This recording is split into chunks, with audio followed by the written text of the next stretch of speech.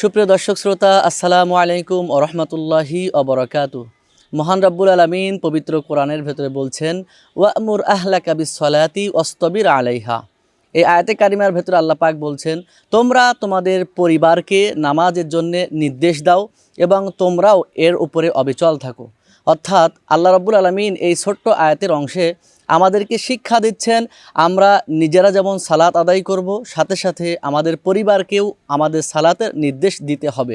আল্লাহ পাক এই ছোট্ট আয়াতের ভেতরে এই কথাই বলেছেন। আমরা অনেক সময় দেখি যে আমরা নিজেরা নামাজ পড়ি, অথচ আমাদের বাড়ির যারা আমাদের ফ্যামিলির যারা লোক আছে তাদেরকে আমরা নামাজের দাওয়াত দেই না, আমাদের ছেলে মেয়ে আমাদের স্ত্রীদেরকে নামাজের দাওয়াত দেই না। কিন্তু আল্লাহ পাক এখানে বলছেন, ওয়া'মুর আহলাকা বিস-সালাত, তুমি তোমার পরিবারকে নামাজের নির্দেশ দাও এবং নিজেও নামাজ আদায় করো। সুতরাং পবিত্র মাহে রমজান চলছে, আসুন আমরা নিজেরা নামাজ আদায় করি এবং আমাদের পরিবারকেও আমরা নামাজের জন্য নির্দেশ প্রদান করি। আল্লাহ পাক আমাদের সবাইকে নামাজ আদায় করার এবং পরিবারকে নামাজের জন্য দাওয়াত দেওয়ার তৌফিক দেন। আসসালামু আলাইকুম ওয়া রাহমাতুল্লাহ।